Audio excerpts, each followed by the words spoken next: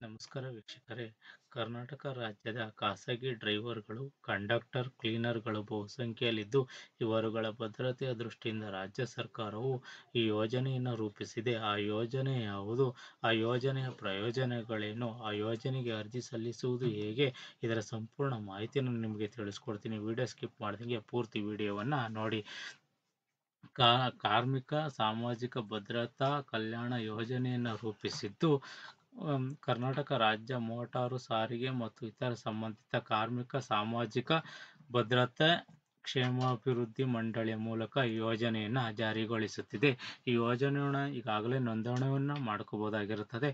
ಈ ಯೋಜನೆಯಲ್ಲಿ ಯಾರೆಲ್ಲ ನೋಂದಣಿ ಮಾಡ್ಕೋಬೋದು ಎಂಬ ಮಾಹಿತಿಯನ್ನು ನಾವು ತಿಳ್ಕೊಳ್ಳೋದಾದರೆ, ಚಾಲಕ, ನಿರ್ವಾಹಕ, ಕ್ಲೀನರ್, ಸಿಬ್ಬಂದಿಗಳು ಮತ್ತು ಗ್ಯಾರೇಜ್ಗಳಲ್ಲಿ ಕೆಲಸ ಮಾಡುವ ಪ್ರತಿಯೊಬ್ಬರು ಸಹ ಯೋಜನೆಯಲ್ಲಿ ನೋಂದಣಿ ಮಾಡ್ಕೋಬೋದಾಗಿರ್ತದೆ.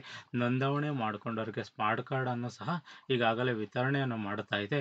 ಈ ಯೋಜನೆಯಡಿ ಈಗಾಗಲೇ ಸುಮಾರು 40 ಲಕ್ಷ ಕಾರ್ಮಿಕರು ಯೋಜನೆಯನ್ನು ನೋಂದಾಯಿಸಿಕೊಂಡಿದ್ದಾರೆ. ಅವರಿಗೆ ಸ್ಮಾರ್ಟ್ ಕಾರ್ಡ್ ಸಹ ವಿತರಿಸುತ್ತಿದೆ. ಈ ಯೋಜನೆಯಲ್ಲಿ ಯಾರೆಲ್ಲ ಅರ್ಹತೆಗಳು ಏನು ಅನ್ನೋದನ್ನು ನಾವು ನೋಡೋದಾದರೆ, ಕರ್ನಾಟಕ ರಾಜ್ಯಕ್ಕೆ ಮಾತ್ರ ಇದು ಅನ್ವಯವಾಗುತ್ತದೆ. ವಯೋಮಿತಿಯನ್ನು 18 ರಿಂದ 60 ವರ್ಷಗಳ ವಯೋಮಿತಿ ಇರುತ್ತದೆ. ಆದಾಯ ತೆರಿಗೆ ಪಾವತಿದಾರರಾಗಿರಬಾರದು. ಇಎಸ್ಐ ಮತ್ತು ಪಿಎಫ್ ಸೌಲಭ್ಯವನ್ನು ಹೊಂದಿರಬಾರದು. ಈ ಯೋಜನೆಯು ಸೌಲಭ್ಯ ಕರ್ತವ್ಯದಲ್ಲಿರುವಾಗ ಮತ್ತು ಇಲ್ಲದಿರುವಾಗಲೂ ಸಹ ಲಭ್ಯವಾಗಿರುತ್ತದೆ. ಚಾಲಕರು ಕರ್ನಾಟಕ ರಾಜ್ಯ ಸಾರಿಗೆ ಇಲಾಖೆಯಿಂದ ವಾಣಿಜ್ಯ ವಾಹನ ಚಲಾಯಿಸುವ ಊರ್ಜಿತ ಚಾಲನಾ ಪರವಾನಗಿಯನ್ನು ಸಹ ಹೊಂದಿರಬೇಕಾಗಿರುತ್ತದೆ. ಈ ಯೋಜನೆಗೆ ನೋಂದಣಿ ಮಾಡಿಕೊಳ್ಳಲು ಒಂದು ಶುಲ್ಕವನ್ನು ನಿಗದಿ ಮಾಡಿದ್ದಾರೆ. ಅದು 3 ವರ್ಷಗಳ ಅವಧಿಗೆ 50 ರುಗಳ ಒಂದು ಶುಲ್ಕವನ್ನು ನಿಗದಿ ಮಾಡಿದ್ದಾರೆ. ನವೀಕರಣಕ್ಕೂ ಸಹ 3 ವರ್ಷಗಳ ಅವಧಿಗೆ 50 ರುಗಳ ನವೀಕರಣ ಶುಲ್ಕವನ್ನು ಸಹ ನಿಗದಿ ಮಾಡಿದ್ದಾರೆ. ಈ ಯೋಜನೆಯಲ್ಲಿ ದೊರಕುವ ಸೌಲಭ್ಯಗಳನ್ನು ನಾವು ನೋಡೋದಾದರೆ, ಅಪಘಾತದಿಂದ ಫಲಾನುಭವಿಗಳು ನಿಧನರಾದಲ್ಲಿ ನಾಮನಿರ್ದೇಶಿತರಿಗೆ 5 ಲಕ್ಷ ರುಗಳ ಪರಿಹಾರವನ್ನು ನೀಡುತ್ತಾರೆ.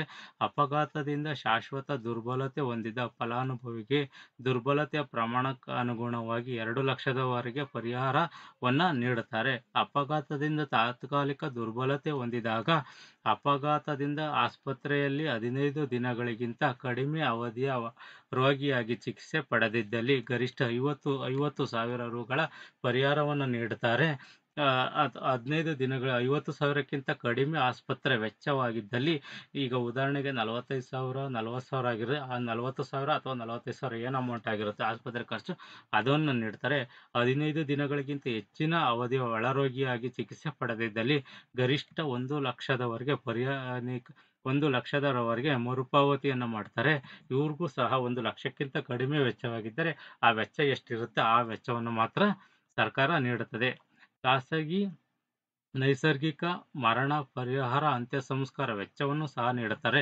ಅಸಹಜ ಮರಣ ಹೊಂದಿದ ಫಲಾನುಭವಿಗಳ ಅವಲಂಬಿತರಿಗೆ ಅಂತ್ಯ ಸಂಸ್ಕಾರ ವೆಚ್ಚ ಅಂದರೆ 25,000ಗಳ ಪರಿಹಾರವನ್ನು ಸಹ ನೀಡುತ್ತಾರೆ. ಈ ಯೋಜನೆಯಲ್ಲಿ ಯಾರು ನೋಂದಣಿಯನ್ನು ಮಾಡ್ಕೊಂಡಿರ್ತಾರೆ, ಆ ನೋಂದಣಿ ಮಾಡ್ಕೊಂಡಿದ್ದ ಮಕ್ಕಳಿಗೆ ಸಹ ಶೈಕ್ಷಣಿಕ ಧನ ಸಹಾಯವನ್ನು ಸಹ ಈ ಯೋಜನೆಯಲ್ಲಿ ನೀಡುತ್ತಿದ್ದಾರೆ. ಆ ಯೋಜನೆಗೆ ಎಷ್ಟೆಷ್ಟು ಸಹಾಯಧನವನ್ನು ನೀಡ್ತಾರೆ ಅನ್ನೋದು ನಾವು ನೋಡೋದಾದರೆ, 12ನೇ ತರಗತಿ ಮತ್ತು ತತ್ಸಮಾನ ಓದುತ್ತಿರುವ ವಿದ್ಯಾರ್ಥಿಗಳಿಗೆ 3,000ಗಳು ವಾರ್ಷಿಕವಾಗಿ 3,000ಗಳನ್ನು ನೀಡ್ತಾರೆ. ಪದವಿ ಮತ್ತು ತತ್ಸಮಾನವನ್ನು ಓದುತ್ತಿರುವ ವಿದ್ಯಾರ್ಥಿಗಳಿಗೆ 5,500 ರುಗಳ ಪರಿಹಾರವನ್ನು ನೀಡುತ್ತಾರೆ. ಇಂಜಿನಿಯರಿಂಗ್ ಹಾಗೂ ವೈದ್ಯಕೀಯ ಶಿಕ್ಷಣ ಓದುತ್ತಿರುವ ವಿದ್ಯಾರ್ಥಿಗಳಿಗೆ 8,000 ರುಗಳ ವಾರ್ಷಿಕ ಸ್ಕಾಲರ್ಶಿಪ್ ಯೋಜನೆಯನ್ನು ಸಹ ನೀಡುತ್ತಿದ್ದಾರೆ. ಸ್ನಾತಕೋತ್ತರ ಪದವಿಯನ್ನು ಮಾಡುತ್ತಿದ್ದವರಿಗೆ ವಾರ್ಷಿಕವಾಗಿ 11,000ಗಳ ಒಂದು ಅಮೌಂಟನ್ನು ಸಹ ನೀಡುತ್ತಾರೆ. ಅಪಘಾತದಿಂದ ನಿಧನರಾದ ಪರಿಪೂರ್ಣ ಮತ್ತು ಶಾಶ್ವತ ದುರ್ಬಲತೆ ಹೊಂದಿದ ಫಲಾನುಭವಿಗಳಿಗೆ ಗರಿಷ್ಠ 2 ಮಕ್ಕಳಿಗೆ 1ನೇ ತರಗತಿಯಿಂದ ಪದವಿ ತತ್ಸಮಾನ ಒಂದು ವಿದ್ಯಾರ್ಹತೆಯನ್ನು ಓದುತ್ತಿದ್ದವರಿಗೆ 10,000ಗಳ ವಾರ್ಷಿಕ ಸಹಾಯಧನವನ್ನು ನೀಡುತ್ತಾರೆ. ಇಂಜಿನಿಯರಿಂಗ್ ಹಾಗೂ ವೈದ್ಯಕೀಯ ಶಿಕ್ಷಣವನ್ನು ಓದುತ್ತಿರುವವರಿಗೆ ವಾರ್ಷಿಕ 20,000ಗಳ ಒಂದು ಧನ ಸಹಾಯವನ್ನು ನೀಡುತ್ತಾರೆ. ಸ್ನಾತಕೋತ್ತರ ಪದವಿ ಅನ್ನು ಓದುತ್ತಿರುವ ವಿದ್ಯಾರ್ಥಿಗಳಿಗೆ ವಾರ್ಷಿಕ 25,000 ಅರ್ಜಿದಾರರು ಫಲಾನುಭವಿಯು ಅಪಘಾತ ಪರಿಹಾರಕ್ಕೆ ಅಪಘಾತ ಸಂಭವಿಸಿದ 1 ವರ್ಷದೊಳಗಾಗಿ ಅರ್ಜಿಯನ್ನು ಸಲ್ಲಿಸಬಹುದಾಗಿರುತ್ತದೆ. ಹಾಗೂ ಸಹಜ ಮರಣ ಪ್ರಕರಣಗಳಲ್ಲಿ ದಿನ 6 ತಿಂಗಳ ಅವಧಿಯೊಳಗಾಗಿ ಅರ್ಜಿಯನ್ನು ಸಲ್ಲಿಸಬೇಕಾಗಿರುತ್ತದೆ. ಶೈಕ್ಷಣಿಕ ಧನಸಹಾಯಕ್ಕಾಗಿ ಮಂಡಳಿಯು ಘೋಷಿಸಿದ ಸೇವಾ ಸಿಂಧು ಪೋರ್ಟಲ್ ಮುಖಾಂತರ ಅರ್ಜಿಯನ್ನು ಸಲ್ಲಿಸಬಹುದಾಗಿರುತ್ತದೆ. ಇದರ ನೋಂದಣಿ ಮತ್ತು ಕ್ಲೈಮ್ ಇನ್ನು ಹೆಚ್ಚಿನ ಮಾಹಿತಿಗಾಗಿ ಕೆಳಗಿನ ವಿಳಾಸವನ್ನು ಸಂಪರ್ಕಿಸಬಹುದಾಗಿರುತ್ತದೆ. ಆ ವಿಳಾಸ ಯಾವುದು ಅನ್ನೋದು ನಾವು ನೋಡೋದಾದರೆ, ಕರ್ನಾಟಕ ರಾಜ್ಯ ಮೋಟಾರು ಸಾರಿಗೆ ಹಾಗೂ ಇತರೆ ಸಂಬಂಧಿತ ಕಾರ್ಮಿಕ, ಸಾಮಾಜಿಕ ಭದ್ರತೆ ಮತ್ತು ಕ್ಷೇಮಾಭಿವೃದ್ಧಿ ಮಂಡಳಿ ಕಚೇರಿ, ಕಲ್ಯಾಣ ಸುರಕ್ಷಾ ಭವನ, ಡೈರಿ ವೃತ್ತ, ಬನ್ನೇರುಘಟ್ಟ ರಸ್ತೆ, ಬೆಂಗಳೂರು 560029 ಸಂಪರ್ಕಿಸಬಹುದಾಗಿರುತ್ತದೆ.